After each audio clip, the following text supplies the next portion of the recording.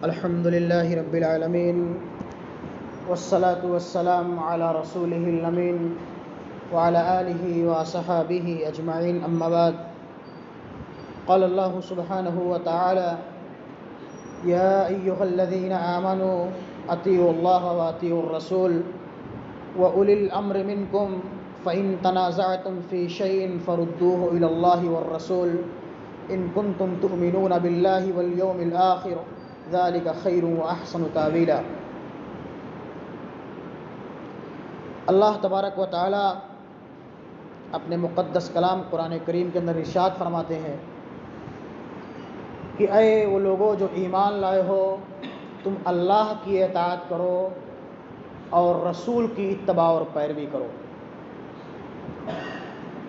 اس آیت مبارکہ کے ذریعے سے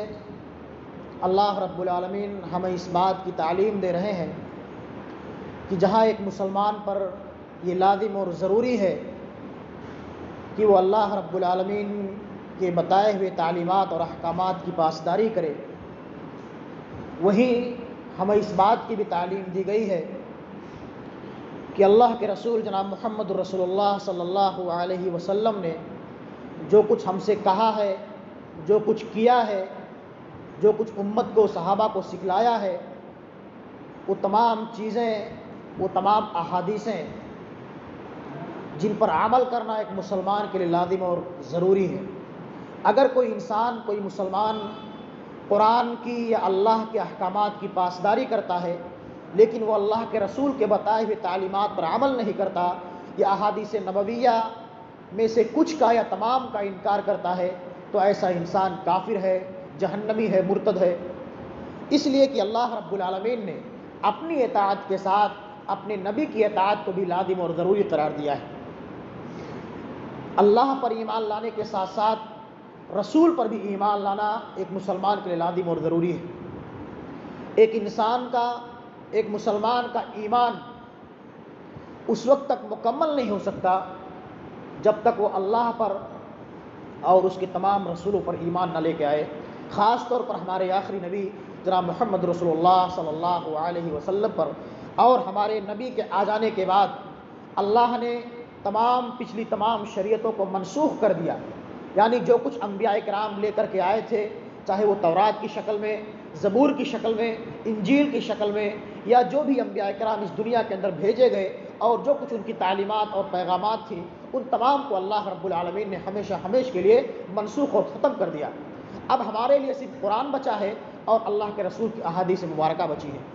وہ احادیث جو صحیح سندوں سے ثابت ہے، جن پر عمل کرنا، جن کو اختیار کرنا اور ماننا ایک مسلمان کے لازم اور ضروری ہے۔ یہی وجہ ہے کہ قرآن کریم کے اندر بے شمار مقامات پر اللہ تبارک و تعالی نے اپنی اطاعت کے ساتھ، اپنے احکامات کی پاسداری کے ساتھ اپنے نبی کی تعلیمات پر بھی عمل کرنا لازم اور ضروری قرار دیا ہے۔ اللہ رب العالمین نے فرمایا کہ من یطع الرسول فقد اطاع اللہ،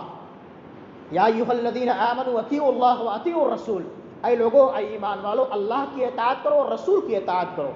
اور اللہ نے فرمایا کہ من یطع الرسول فقد اطاع اللہ، جس نے رسول کی اتباع اور پیروی کی، رسول کی اطاعت کی، اس نے گویا اللہ کی اطاعت کی۔ اور اللہ نے فرمایا قل ان کنتم تحبون اللہ فاتبعونی یحببکم اللہ، اے نبی آپ کہہ دیجئے کہ اگر تم اللہ سے محبت کرو گے،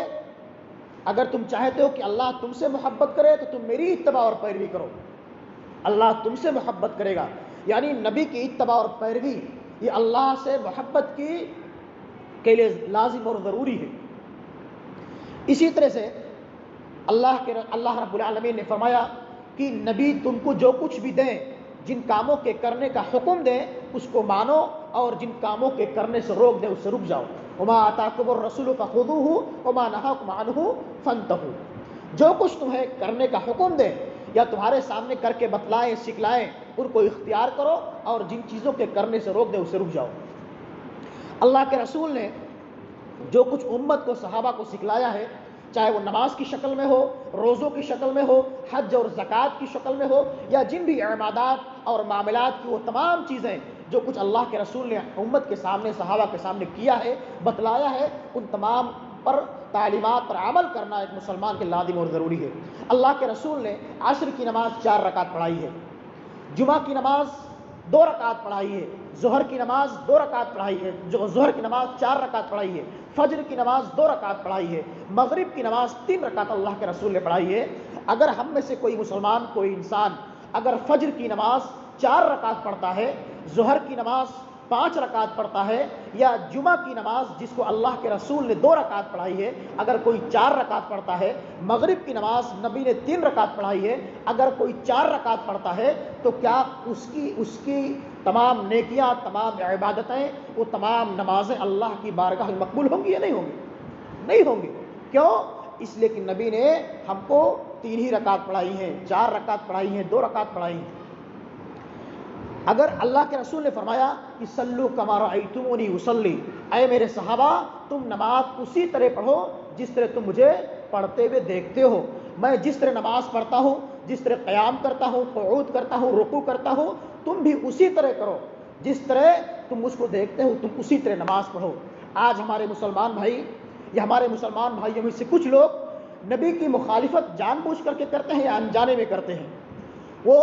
نیت کوئی سینے پر باندھتا ہے، کوئی ناف کے نیچے باندھتا ہے، کوئی جو ہے رکوع کرنے کے بعد رفع الیدین کرتا ہے، کوئی نہیں کرتا ہے۔ اسی طرح سے روزے کے معاملے میں دیکھ لیجئے، کوئی جو ہے افطار لیٹ سے کرتا ہے، کوئی جلدی کرتا ہے، کوئی سحری تاخیر سے کھاتا ہے، کوئی سحری پہلے کھاتا ہے،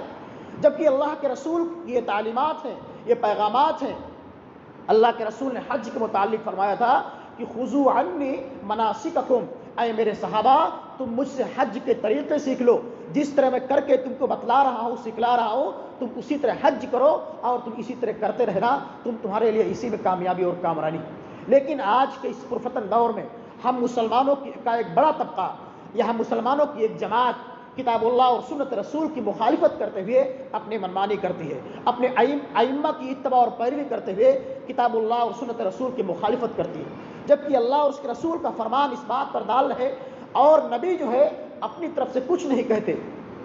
اپنی طرف سے کچھ بیان نہیں کرتے، جو کچھ اللہ کی طرف سے حکم ہوتا ہے وما ينطق عن الهوى ان هو الا وحی یوحی۔ کوئی مسئلہ اگر نبی کے سامنے آتا ہے، اگر نبی اس کو نہیں جانتے تھے تو اس پر خاموش رہتے تھے جہاں تک کہ اللہ کی طرف سے وحی نہیں آ جاتی تھی، الہام نہیں ہوتا تھا، تب اللہ کے رسول اس مسئلے کا حل بتلاتے تھے۔ یہ تمام چیزیں آج ظہر کی نماز میں میں نے دیکھا کہ ایک صاحب جو ہے بائیں ہاتھ پر تسبیحات گن رہے تھے۔ میرے ذہن میں یہ بات آئی کہ جب اللہ کے رسول نے داہنے ہاتھ پر تسبیحات گنی ہیں تو ہمیں، چاہے ہم جان بوجھ کر کے انجانے میں اگر یہ کام کر رہے ہیں تو ہمیں اپنی اصلاح کرنی چاہیے۔ اگر ہم قیام و قعود صحیح طریقے سے نہیں کرتے ہیں تو ہمیں کتاب اللہ اور سنت رسول کے ذریعے سے جانکاری حاصل کرنی چاہیے، یہ علماء سے رابطہ کرنا چاہیے، اس لیے کہ اگر ہم نماز پڑھتے ہیں، اگر کتاب اللہ اور سنت رسول کے برخلاف پڑھتے ہیں تو ہماری یہ نمازیں، ہمارے یہ روزے، ہماری یہ زکاتیں، یہ صدقات و خیرات اللہ کی بارگاہ میں مقبول نہیں ہو سکتی۔ کیوں؟ اس لیے کہ اللہ کی اطاعت کے ساتھ ساتھ رسول کی اطاعت ہم پر لازم اور ضروری قرار دی گئی ہے۔ اللہ رب العالمین سے دعا ہے کہ مولا کریم تو ہمیں اپنے تمام معاملات اور عبادات میں اللہ اور اس کے رسول کی اتباع اور پیروی کرنے کی توفیق عطا فرما، اطاعت رسول کی اہمیت کو سمجھنے اور اس کے احکامات اور پاسداری، اس کے احکامات اور تعلیمات پر عمل کرنے کی توفیق عطا فرما۔ آمین۔ تقبل یا رب العالمین۔ وآخر دعوانا ان الحمد للہ۔